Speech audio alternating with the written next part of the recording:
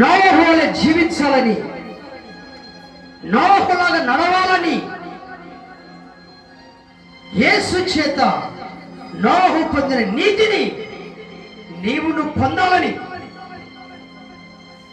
దేవుని వేడుకో. నోవహు తరములో తినుచు త్రాగుచు పెళ్లి చేసుకొనొచ్చు, పెళ్లికిచ్చుకుంటున్నారు. నీవు కూడా అలాగే ఉండవేమో. మందిరాలు విడిచి శుభ్రంగా తెచ్చుకొని తిని సుఖంగా ఉంటున్నావేమో. యేసయ్య అంటున్నాడు,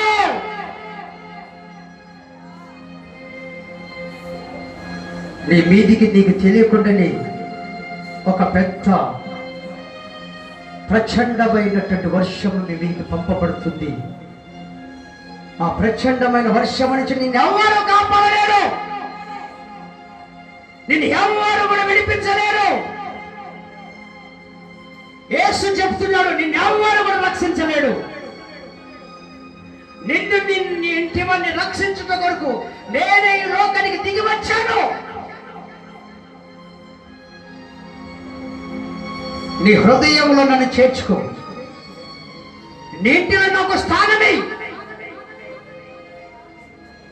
నేను లేకుండా నువ్వు ఎంతకాలం బ్రతుకుతావు, ఎంతకాలం మీ దరిద్రాన్ని అనుభవిస్తావు, ఎంతకాలం మీ పేదరికాన్ని మోస్తూ జీవిస్తావు,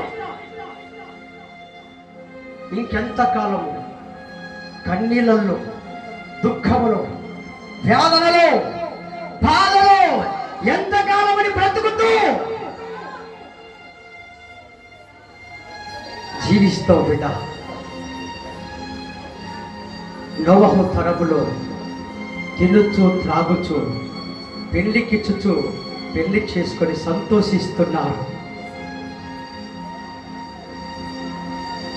ఇంకా అలాంటి దినాలలో నీవు ఉన్నావేమో, అది దేవునికి ఇష్టమైనది కాదు. దేవుని బిడ్డ, నోవహు కుటుంబాలే నిన్ను ప్రేమిస్తున్నాడు, నిన్ను ప్రేమిస్తున్నాడు, నిన్ను కోరుకుంటున్నాడు. నువ్వు ఆయన కావాలి, ఆయన నిన్ను ఇష్టపడుతున్నాడు. ఇప్పుడైనా నీ హృదయం ఆయన కొరికేమో ఓ బలమైన తీర్మానం చేసుకో, సమర్పణ చేసుకో, దేవుని కొరకు తీర్మానం చేసుకో.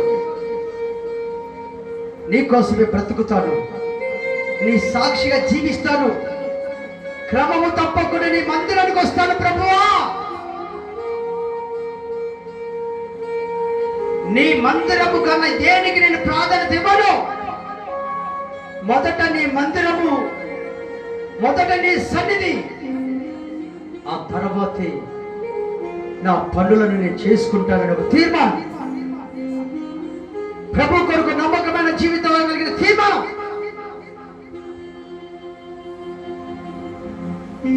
చేసుకో. ప్రభు సన్నిధిలో తీర్మానం చేసుకో. ఆ తీర్మానం నేను నడిపిస్తుంది, ఆ తీర్మానాన్ని నిలబెడుతుంది, ఆ తీర్మానాన్ని బలపరుస్తుంది. నోవహు వలె నువ్వు కూడా దేవుడితో నడిచే గొప్ప భాగ్యము నీకును కలుగుతుంది. దేవుడితో నడిచే వారందరూ కూడా ధన్యులు. దేవుని విడిచి తిరిగి వారు దౌర్భాగ్యులు, దరిద్రులు అవుతారు బిడ్డ, దరిద్రులు అవుతారు. ఆ దరిద్రత మీ నుండి దేవుడు విడిపించడానికి లోకానికి వచ్చారు. చెరలో ఉన్నారేమో, బంధకాలు ఉన్నారేమో, పరిశుద్ధాత్మ సహాయము ద్వారా నీ వద్దకు దేవుని వాక్యం వెతుక్కుంటూ వచ్చింది. నిన్ను వెతుక్కుంటూ వచ్చింది దేవుని వాక్యం. దేవుని వాక్యాన్ని విన్న నీవు మారవలసి పొందు. దేవుని కొరకు బ్రతకాలని, దేవుని సాక్షిగా జీవించాలని తీర్మానము కలిగి జీవించు.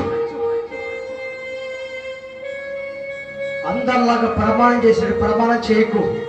దేవుడి నిన్ను నమ్మడిక. నువ్వు ఎన్నిసార్లు దేవుని దగ్గరికి వెళ్ళి ప్రమాణం చేసిన నమ్మడు. దేవుని కొరకు నువ్వు చేసుకున్న తీర్మానములో నిలకడగా ఉండు. దేవుడు నిన్ను ఆస్వాదిస్తాడు. దేవుడిని ఆస్వాదిస్తాడు. నీ అప్పులు తొలగిస్తాడు. నీ ఉద్యోగాలు ఆస్వాదిస్తాడు.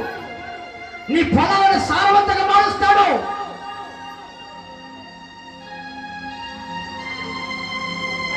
నిన్ను నీ ఇంటి వారిని దీవిస్తాడు బిడ్డ. నీ పశువులను ఆస్వాదిస్తాడు. నీ మందలను ఆస్వాదిస్తాడు.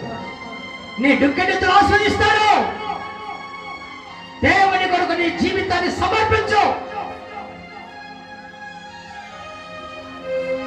దేవునికి నీ జీవితాన్ని త్యాగం చేయి. నిలకడ, ప్రభు కొరకు నిలకడ. కష్టాలలో మన దేవుడి కొరకు నిలబడాలి. అప్పుడే దేవుడు నిన్ను చూస్తాడు.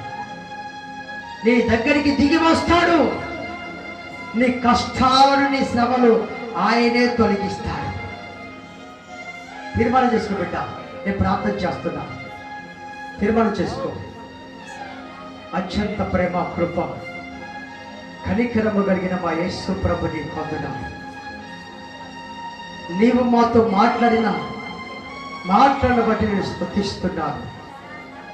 ఆ ప్రభు నోహవు తరములలో నోవహు నీతిమంతుడని, దేవునితో నడిచిన వాళ్ళని నీవే సాక్ష్యం చెప్తున్నావు. మేము కూడా నాయన తీర్మానం చేసుకుంటున్నాం.